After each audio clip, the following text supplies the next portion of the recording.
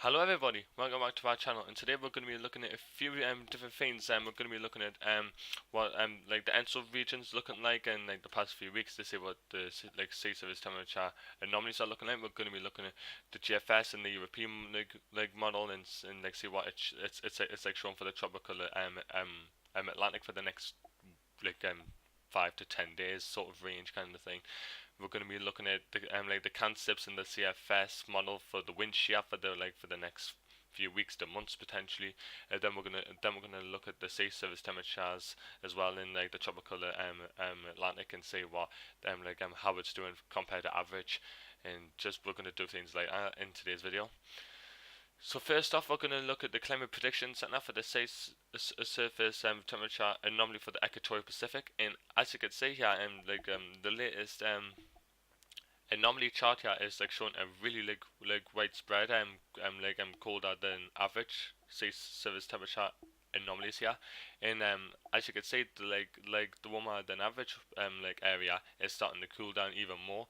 So it looks like it's gonna cool down even more, and then in my opinion, we could potentially go into an ENSO neutral for hurricane season. But then there, there is a thing that could happen in like the next few weeks when the MGO is gonna come through the tropical Atlantic, and the WWB, and like that's gonna enhance the trade winds, the westerly trade winds currently coming from the western Pacific, and that normally it enhances like upwelling in like warmer surface temperature anomalies that like promotes it, and then we could see in an enhancement of warmer than average say surface temperatures. So we could say like these kind of areas like start to warm up again, and like maybe some like kind of a rebirst in like warmer than average. But I think the model's overplaying it, and I think it might just warm up briefly, once it passes through, and then it goes through to them Atlantic. I think the trade winds, the westerly trade winds are going to calm down again. Then it's going to go back to neutral to maybe an easterly trade wind, and then like, it's going to start to cool down again, and then we could be either in an either very weak El Nino or potentially an ENSO neutral for hurricane season. And like that's what I think, because you can see here like compared. Hang on, if I go back here. So as you can see, as the weeks progresses over early April here, mid-April, it just started to expand even more. And as you can see, like this line here, is like the colder than average line is like starting to rise over time as well. So pretty interested types ahead. If you look at the GFS here for the next week to 10 days, so it just looks pretty normal, just pretty quiet. But you can't say towards the end the MGO coming into effect here. So it goes from like just pretty wet, and then as we go towards the end, it just starts to pick up.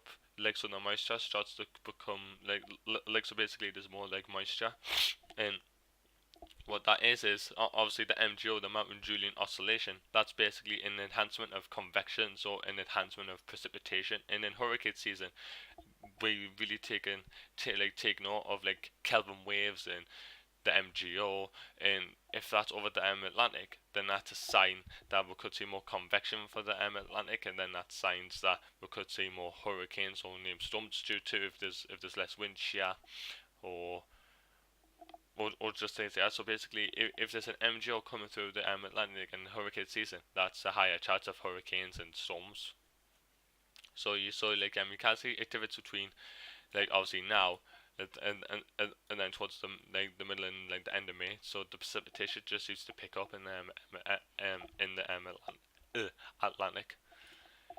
If you look at the ECM here, so like apart from the precipitation, because you can't really see like it doesn't offer the precipitation. If I look at the vorticity, so vorticity basically means spin. So how much spin is in the atmosphere. So if there's a hurricane, there'll be darker colors and like there'll be more widespread. And basically, if it shows just these colors here, and then just basically here, it's just basically like neutral spin. So basically like nothing to talk about. So as we go on through early May, the 9th of May, 10th of May, 11th of May, 12th of May, and 13th of May onwards, it looks like it just looks pretty standard. There is a slight bit of spin in the Gulf of Mexico, interestingly, like just very slightly. In you could definitely see it's like an isolated low pressure, because you could see the um the wind barbs are starting to change like direction into like a circular motion. So that's basically a sign that it's an area of low pressure. Same around here. And like so basically like I'm gonna show you how I know it's like an like just a low like level trough, or like an area of low pressure. So here it just looks just pretty standard, just like just like an easterly wind flow. So there's no spin at all. So that's just no like low pressures in like in the Caribbean Sea. And here you could see like little like rotations, and you could see here as well. And if I go into the, where is it, the vorticity here, just like what you see, there's bits of spins here. So there's bits of like low pressures potentially, but it just depends on wind shear. And like let's see if it's more like favorable, because if it's favorable, then like these like things could develop. If we look at the concepts for the next few months for the wind shear, so obviously in the minute it's pretty hostile, just really strong knots, so nothing favorable. As we go to July, August, the government, like Mexico, interestingly starts to become like more like favorable for development, and even the MDR is quite favorable, but apart from the Lesser Antilles and the Southern Caribbean. As we go into peak season in October, the Gulf really becomes favorable for for hurricane development. And obviously in October we had like Michael in like the Panhandle of Florida, and that just like screams out to me that like if you're in like the Gulf of Mexico, if this verifies with the wind shear, you're just gonna have to keep an eye on like the forecasts and that at this time, because of like if the wind shear is that favorable, anything could just like develop. So I think it's going to be an interesting season, but we'll just have to wait and see. If we look at the CFS 6 weekly wind shear anomaly, so at the minute it's pretty unfavorable, as I've been saying.